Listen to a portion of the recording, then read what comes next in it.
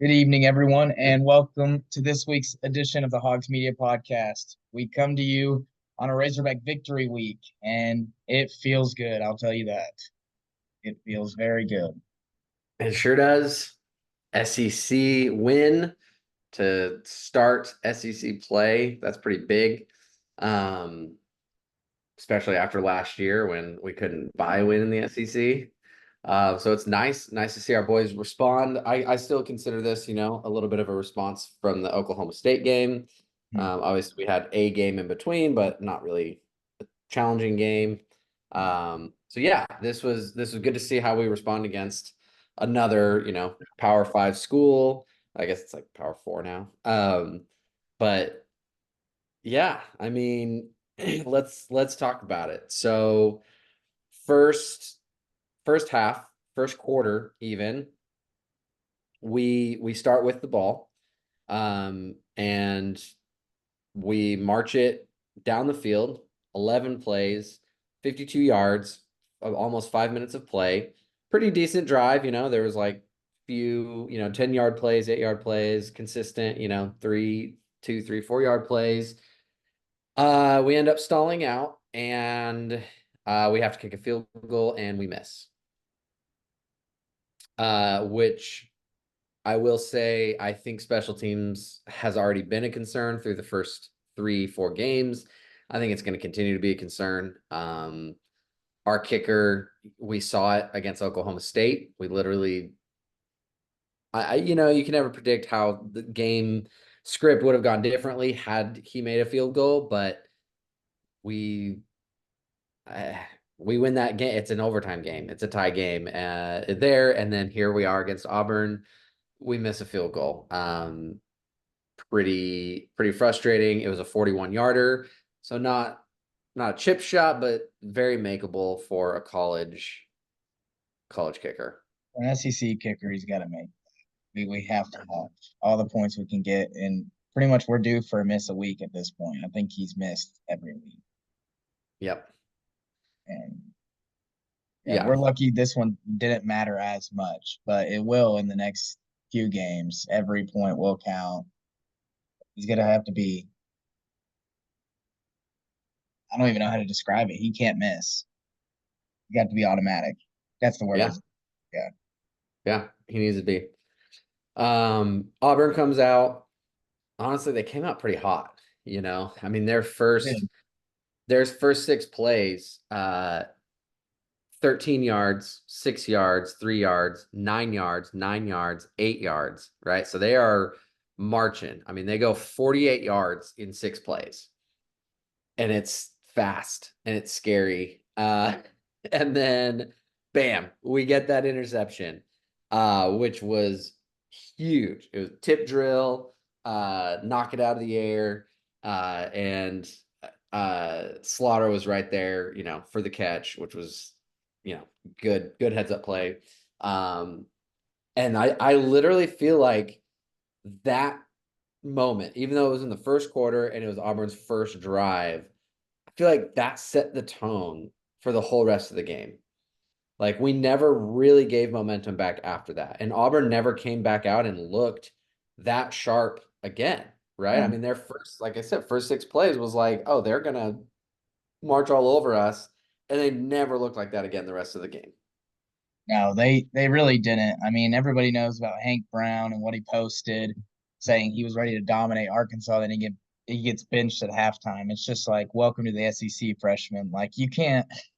I'm ready to dominate, then throws 3 picks. I mean, come Yeah. on. Oh But yeah. yeah, our defense was very opportunistic. Opportunistic. Yeah, I Yeah. think nailed it. And yeah, I mean, it was way different than what we saw a couple weeks ago. Oklahoma State, I think it was a completely different defense. Hmm. I think we were way more aggressive. I still, we've talked about it. Our secondary, I still don't trust them completely. We had a couple busted coverages. They had the long touchdown. We blitzed and we gave up. I don't know how long it was, but it was a long one. So they still concern me a little bit for sure. Yeah.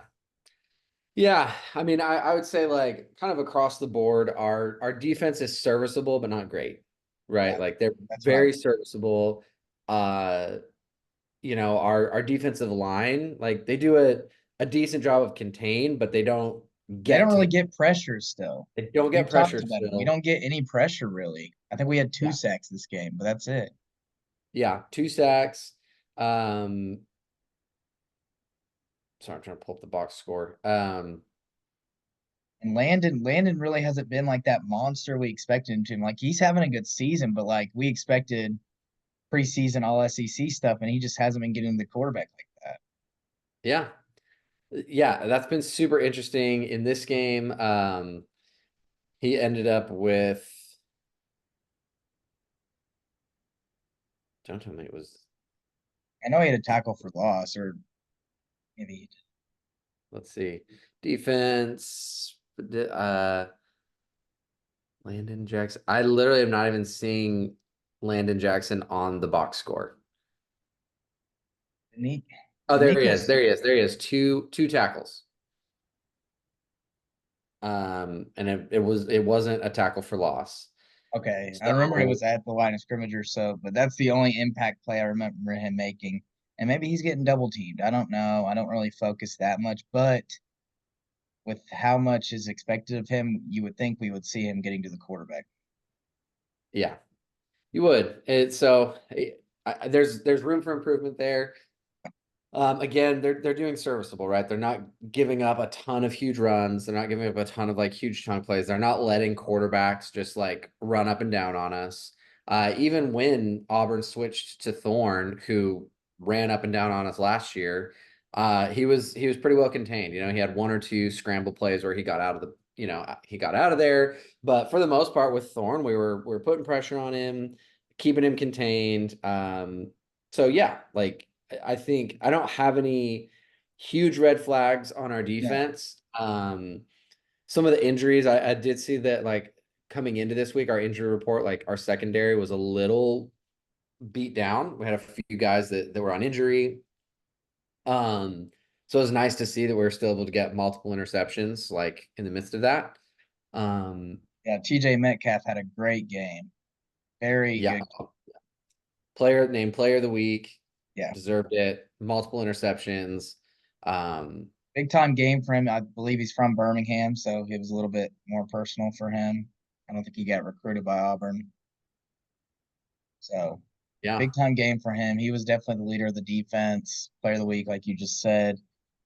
Yeah, switching over to the offensive side of the ball, what are your thoughts or how do you feel about that side? I know we talked about it a little bit during the game, but what are your overall thoughts? Yeah. I mean, I'm gonna keep saying the same thing that I've said, like fast decision making. When Taylor Green has to make fast passing decisions, it it almost never goes well. Like any time that Auburn brought the pressure, like 9 times out of 10 in that game, it resulted in an incomplete pass or a sack. Like he needs 3-4 seconds to be able to get off a good pass. And then second, like problem number two, these are two separate problems. Problem number two, when he does have time to pass, like 8 times out of 10, his pass are like either behind the receiver or they're too floaty and lofty. Or like a combination of both. Because they're floaty and lofty, they get to the receiver a little bit late. We saw that on the Satanga play, which Satanga made a hell of a catch. It was freaking awesome. You did, He yeah. had to like run backwards like for it. The play where Armstrong in the first quarter, like first play of the game or first drive, when he got lit up by that corner, Whew. it was because he's running and like he has to like significantly slow down his momentum and turn his back to the defense. And he got lit up and it was a clean hit. Like good job on that corner. Like I wanted it to be a penalty, but I'm like, damn, no, that's just good. Like he hit him right in the ribs with the shoulder. On the next play, that corner actually snapped his fibula Yeah, in half. yeah, that was rough. On a non-contact play. They didn't show it on the replays because no one wants to watch someone's leg snap in half. Yep. But it's very strange, very weird. Hope the best for him. He'll have a long road to recovery. But it's that same thing, that pass, right? So instead of Armstrong staying full speed and getting the pass out here in front where he can like, kind of keep his body towards the defense a little bit, make sure to catch it, and at least brace himself for impact. He's still going to get tackled right then and there, but he's not getting blindside lit up as at a standstill, right? He's able to still be running full speed. He's maybe able to like put his arm out, maybe like protect himself a little bit. Slow, floaty passes behind the receiver. Like, watch for it. Like, time and time again. I mean, he only had 12 completions in that game.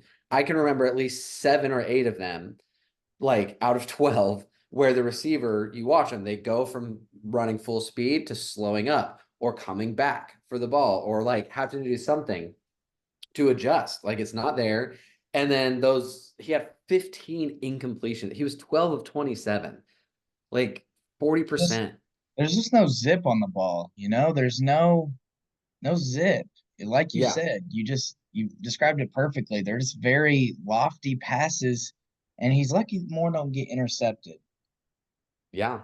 And I know he had two this game, but yes, like you said, the fast decisions are his weak point. And I know we got to have more quick game, maybe, or I don't know, but I'm definitely not questioning Bobby Petrino. So whatever Petrino wants to do, obviously, is the best. But Taylor's just got to either catch up or see blitzes better. He just doesn't see, and he holds on to the ball too long. To me, Yeah. like if you don't see anything, like I love when he scrambles. Like that's why he's a difference maker because he can complete 12 passes, but then he can run for 60 yards. Yeah. But he's got to know when to throw it away. Every quarterback's got to know when to throw it away, and he Mhm. holds on to it, and then we take some sacks we don't need to. Yeah. Take some sacks we don't need to, or just take hard hits like into the sideline or along the sideline. And yeah, it's dangerous. It's like, dude, you're getting beat up. Like if you get outside of the pocket, just or if you're like edging that close to the sideline, just get rid of it. Just throw it out of bounds, but try to make decisions faster. Like, and it's kind of again, it's like a double-headed dragon. It's like if he could like throw bullets, he might be able to like make quicker decisions because he doesn't need his receiver to have as much space. But because he needs the play to develop and he needs to give time for the receiver to get separation from the defense because he knows passes aren't gonna zing into like a tiny little like window, a tiny like he can't thread the needle. So it's like I'm just I'm concerned. I Yeah, again like the his accuracy legs issues get him out. are very His concerning. legs get him out of a lot of trouble.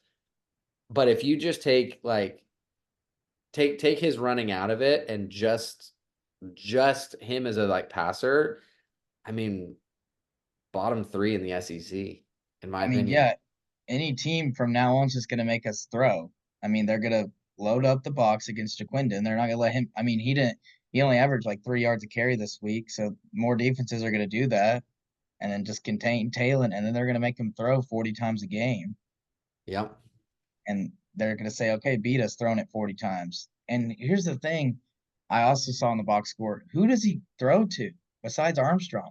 Luke Haas had one catch for like 3 yards. Really? Ty Washington, one catch for 2 yards.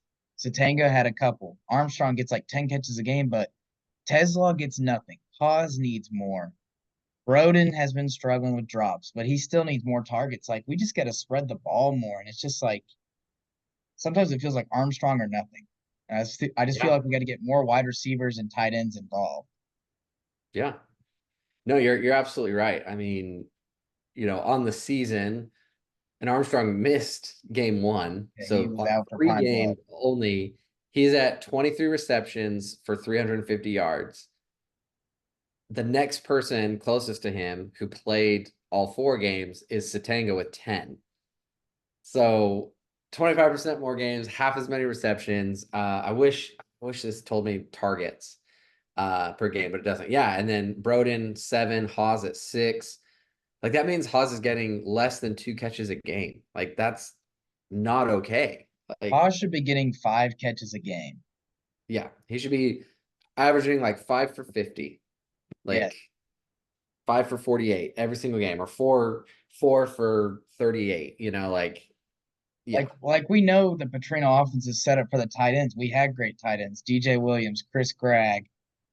Well, this was post Petrino, but Sprinkle, Hunter Henry. We had all those great tight ends throughout all these offenses, and like the one offense you think the tight end's going to be highlighted, it just hasn't been there so far. I don't know what's going on, but I just feel like Luke Haas is such a stud. We need to get him more involved. Yeah, no, I agree. Back to, the passing on the season for the naysayers out there. Again, taking away Taylor Green's legs, like because of his legs, he's probably the number 6 or 7 quarterback in the SEC. But without the legs, his touchdown to interception ratio is 4 touchdowns, 4 interceptions. So an equal amount of passing touchdowns as passing interceptions. He's been sacked 9 times. 53% completion rate. He's averaging only 7.9 like yards a pass. Um, like these are very mediocre stats. I mean, his rating is 124. For context, Malachi Singleton's rating is 164. He's What back are your up. thoughts about Singleton going into the game? Talking about that, what are your thoughts? Honestly, I liked it. Like Taylor was coming off of 2 interceptions. And not only that, it's not just an interception, right? It's like a timing thing, like they said that who was it that another coach for another team that like pulled a quarterback. It was not Auburn, but anyway, there was another quarterback that got benched last weekend. And when they asked the coach about it, it was like, yeah, it's not just the interceptions, it's just like his timing on everything. Like there's certain plays that require like specific timing and specific action to take place in a very specific moment. And it wasn't happening, so like we had to do something different. And they said Taylor had cramps too, which I don't know if that played into it, but it was tough to see anything from Singleton. It was a run, and then he was facing pressure, so he just had to throw it away. So it's tough to tell from one series where he threw a pass. Yeah. But I mean, I think Taylor proved he's our best option for the year. Yeah, I still think Taylor's our best option, but I like that it's like, hey, this isn't just a gimme. Like if you're not gonna get out there and execute at the level that we need you to execute, like you're not you're not guaranteed to stay, and it less of it being a threatening thing and more of just a like take a minute, It's right? like a Take a beat. reset. Yeah. It's like a reset. It's not like, hey, this is scary, you're about to lose your job. It's just like, hey, chill for a minute. Watch Singleton get out there. Let the game slow down for you. Like you're on the road in the SEC for the first time in your career. Although it's a pretty similar environment to Oklahoma State, so it's just like just calm down and get your feet under you. Completely And then yeah, opposite of what's going on Auburn's side. Theirs, theirs was bad. theirs Ours, is fear based. yeah. Theirs is like we don't know who our quarterback is. We can't figure this out. Like, yeah. And that's I the mean, thing that surprised me the most. I didn't mean to cut you off. Is oh no, this go ahead. Thorne went off on us, like you said earlier. Last year, we got destroyed by Auburn. I think it was like 48-3 or something like that. It was really bad. Hmm. And yesterday, I don't know what we did, but he looked lost when he played in the second half. He looked awful. Yeah. So check this out. Um, so Singleton came in, Mm. ran 3 plays. On our next possession, we got a touchdown. The next possession after that, we got a field goal. The next possession after that, we got a touchdown. And then the next possession after that was the end of the game where we just ran the clock out.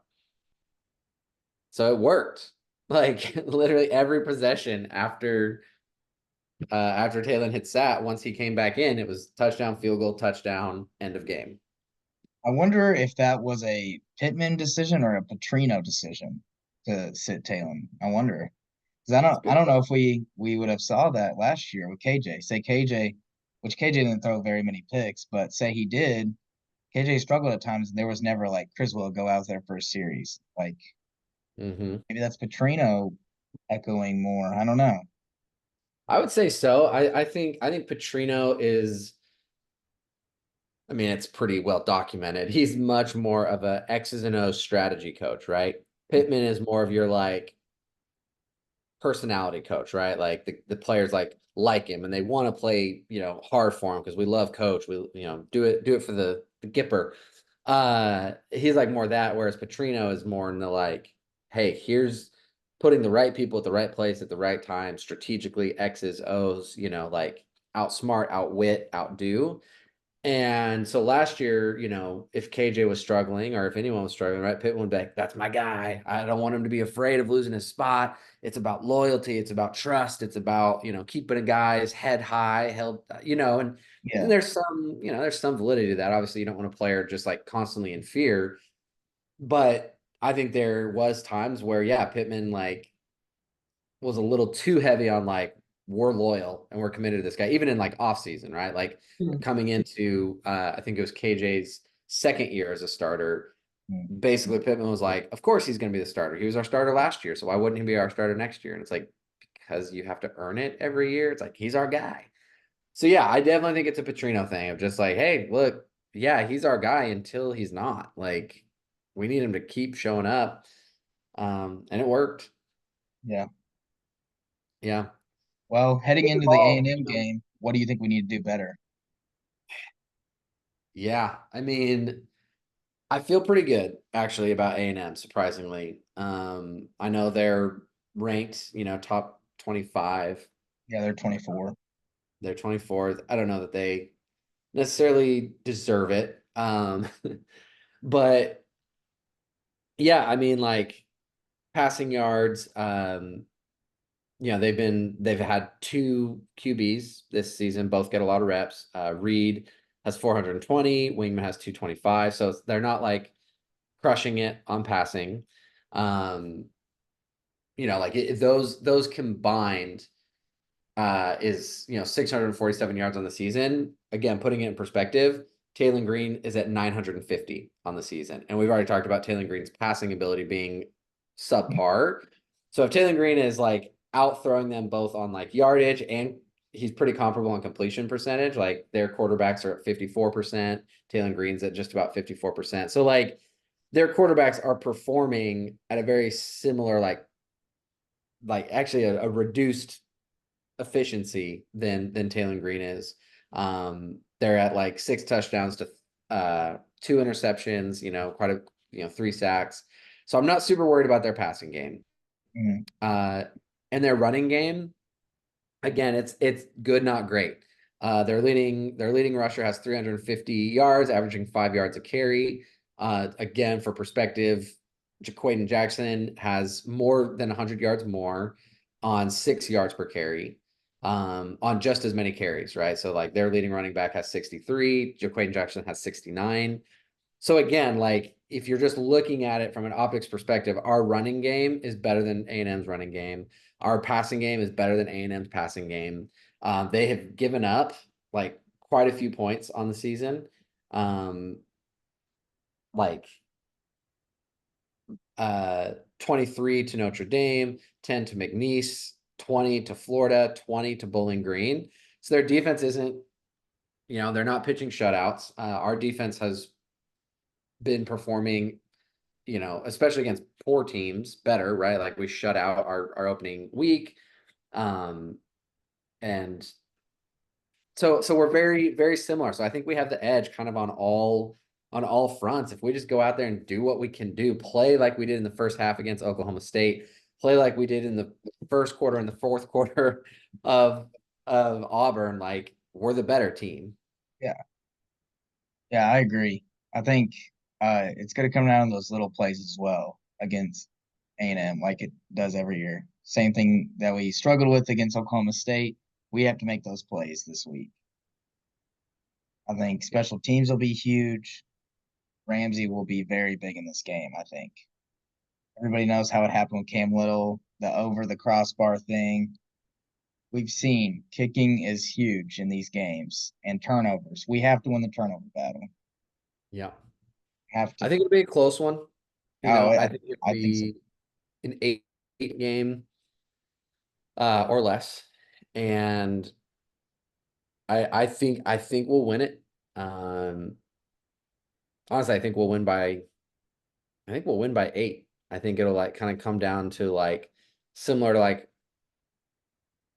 yeah, like the Auburn game or whatever, where it's like last possession. Like I think we'll be up going into A&M's last possession, and I Okay. think they'll have to go the full field and try to get 8 points, and I don't think they'll do it. Or maybe they're down like 14 right before that and they score, but they score with like 20 seconds left to make it an 8 point game. Like whatever it is, I don't think we're gonna have to like go up by 7 or 8 at the last second. I think we'll be in control, trying to hold off A&M from, you know, sending it to overtime.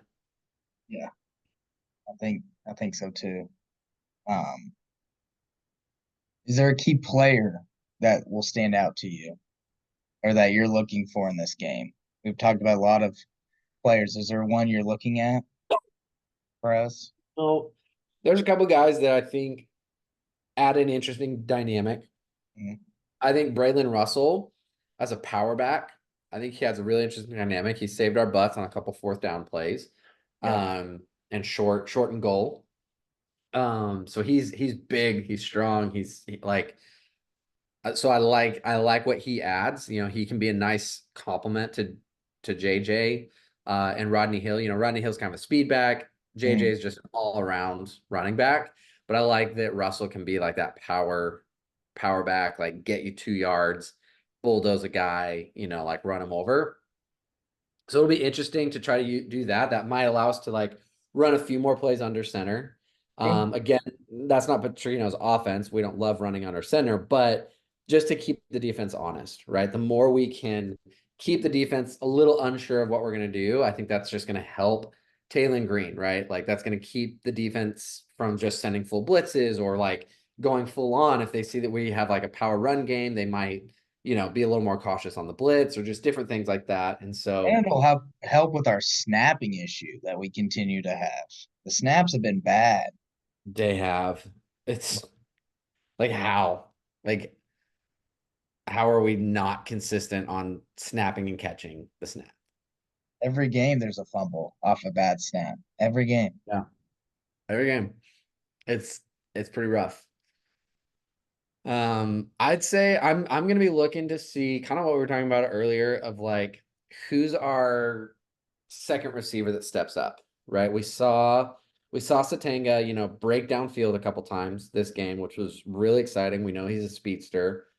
Uh, it was great to see Talon actually like get one to him downfield, even though he had to run backwards 10 yards and like had to make a like acrobatic catch like over a defender. Uh yeah, it'll be interesting to see if Satanga can take the lid off, you know, 1 or 2 times against A&M. And then you know, with our tight ends, you know, like what happens, which I Washington went down in the game. Did he end up coming back? I don't know. I know. I don't think so. Or he Okay. didn't get targeted again, but I don't know. Is he on the injury report? Did you see? I did not look. Okay. So that'll be interesting, you know, to see if he's out, like if the increased reps, the increased snaps, If, like if that changes Haas's outlook. yeah.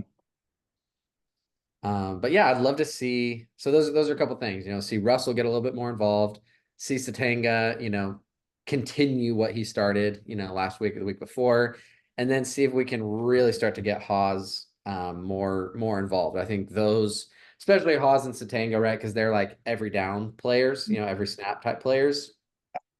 Versus Russell is more situational. So I'd say Satanga and Haas are two that I'm really looking at to see what kind of additional variety they can bring to the passing game. Sure. Yeah. Is that all you got for this week heading into That's A&M? that's all I've got. I think we have the better team. Um, and we'll have to go out there and prove it. All right. Well, that wraps up this edition of the Hogs Media Podcast. Thank you guys for listening, and we appreciate all your support.